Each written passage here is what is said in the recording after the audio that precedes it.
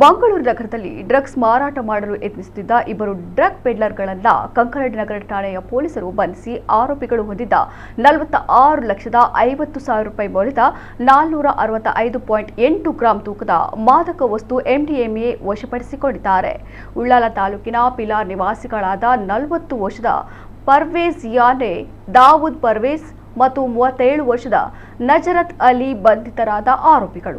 ಮಂಗಳೂರು ನಗರದ ಜಪ್ಪಿನ ಮೊಕರು ಎಂಬಲ್ಲಿ ದ್ವಿಚಕ್ರ ವಾಹನದಲ್ಲಿ ದೊಡ್ಡ ಪ್ರಮಾಣದ MDMA ಮಾದಕ ವಸ್ತುವನ್ನು ಮಾರಾಟ ಮಾಡಲು ಬರುತ್ತಿರುವುದಾಗಿ ಬಂದ ಮಾಹಿತಿ ಮೇರೆಗೆ ಕಂಕನಾಡಿ ನಗರ ಪೊಲೀಸರು ಜಪ್ಪಿನ ಮೊಕರು ಪ್ರದೇಶಕ್ಕೆ ತೆರಳಿ ಖಚಿತ ಮಾಹಿತಿಯಂತೆ ಬೈಕ್ ಒಂದರಲ್ಲಿ ಬರುತ್ತಿದ್ದ ಆರೋಪಿಗಳಾದ ಪರ್ವೇಜ್ ಯಾನೆ, ದಾವೂದ್ ಪರ್ವೇಜ್ ಮತ್ತು ನಜರತ್ ಅಲಿ ಅವರನ್ನ ವಶಕ್ಕೆ ಪಡೆದು ತಪಾಸಣೆ ನಡೆಸಿದಾಗ ಅವರ ಬಳಿ MDMA ಪತ್ತೆಯಾಗಿದೆ. ಆರೋಪಿ ಪರ್ವೇಜ್ ಯುವ ಸಮುದಾಯ ಮತ್ತು ಕಾಲೇಜು ವಿದ್ಯಾರ್ಥಿಗಳನ್ನ ಗುರಿಯಾಗಿಸಿಕೊಂಡು ಜಿಲ್ಲೆಯ ಹೊರಗಿನಿಂದ ಡ್ರಗ್ಸ್ ತಂದು ಮಂಗಳೂರು ನಗರಕ್ಕೆ ಸರಬರಾಜು ಮಾಡಿ ಮಾರಾಟ ಮಾಡಲು ಪ್ರಯತ್ನಿಸುತ್ತಿರುವುದು ತನಿಖೆಯಲ್ಲಿ ತಿಳಿದು ಬಂದಿದೆ.